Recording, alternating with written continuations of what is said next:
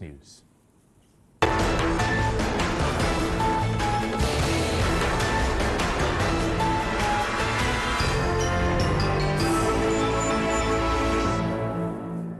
In business, the Hemp Association of Ghana, HAG, has called on Parliament to hasten the decriminalization of industrial hemp in the country.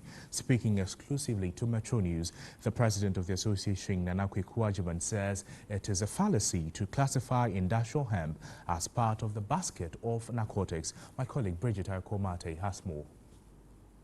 Hemp, or industrial hemp, is a strain of the cannabis sativa plant species that is grown specifically for industrial use and can be refined into a variety of commercial items, including paper, textiles, clothing, biodegradable plastics, paint, insulation, biofuel, food, and animal feed. Hemp has lower concentrations of tetrahydrocannabinol, THC, and higher concentrations of cannabidiol, CBD, which decreases or eliminates its psychoactive effects. The recreational use of cannabis plants to produce a high is believed to have overshadowed the myriad of industries that hemp is viable for. However, the legality of industrial hemp varies between countries.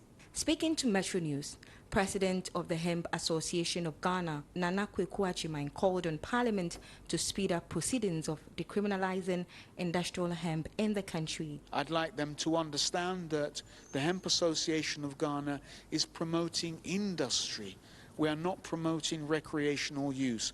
We understand that there must be an avenue for this as well, but that's another conversation. I anticipate that come January, February, we will be back to looking at the Narcotics Bill 2019, dealing with the amendments, and once we've dealt with the amendments, then the bill would have its third and final reading. And bearing in mind that government's own Parliamentary Select Committee is recommending the decriminalization, and they are a majority, then I believe that this will happen sooner rather than later.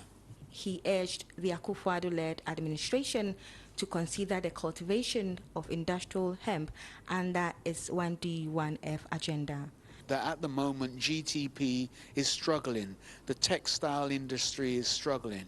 Now, when you use hemp to produce cotton, that cotton too is much more stronger than the cotton that we know today. So this is something that could revitalize the textile industry very, very easily, because it costs much less to produce that cotton than the traditional way that we're using at the moment. I've said it to the government already, that if they're really serious about one district, one factory, then hemp, industrial hemp, is the way to go. The Hemp Association of Ghana in December this year signed a deal with Ghanaian-owned cannabis business operator based in Portugal, which will generate a staggering $56 million for merely cultivating and exporting industrial hemp from a land size approximately 100 acres.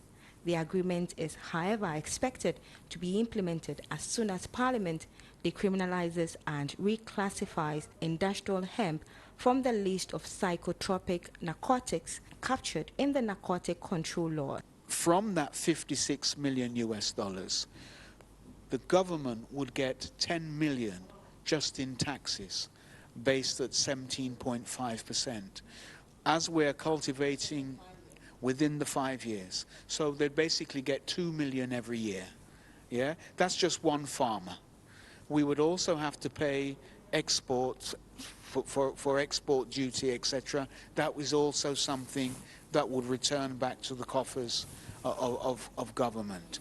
And so that's an indication, with just one contract, what could be coming to government, to Ghana. The global cannabis market is estimated currently at over $100 billion, and estimate for the next 5 years peg the market size at a whopping $300 billion.